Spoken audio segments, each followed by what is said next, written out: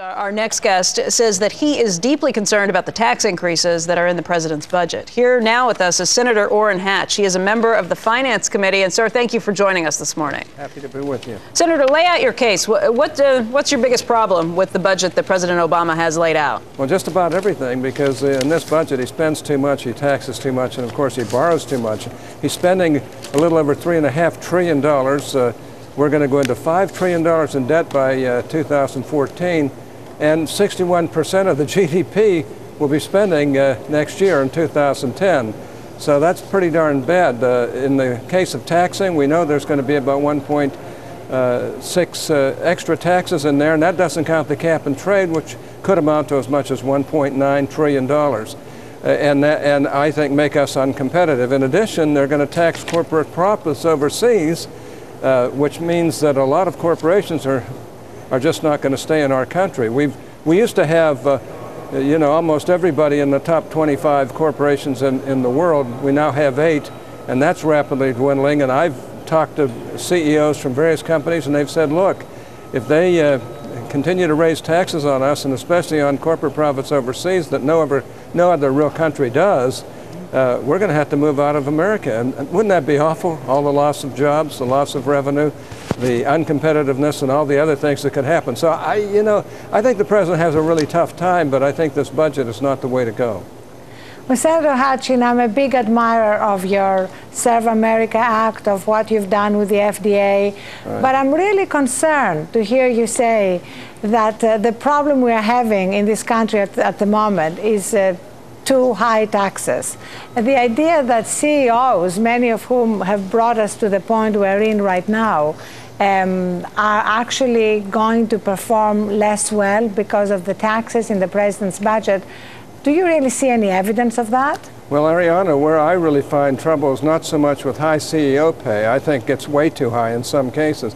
I have trouble with the taxation of small business in America, because small businesses produce 70% of all jobs in America, and frankly, they're going to tax every small business that has 20 to 500 employees. And look, that's the motor that gins up and pushes America along.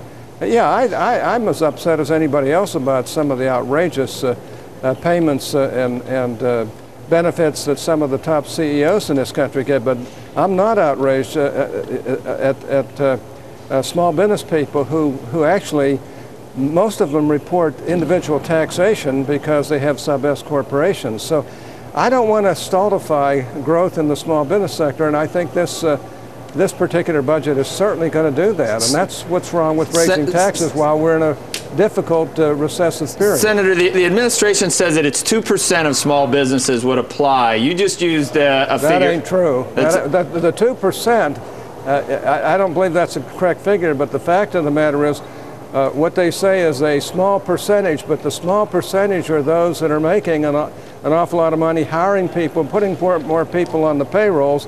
And if you tax them the way they're going to tax them, you're going to take the incentives away, and they're going to cut payroll. There's no use kidding about it.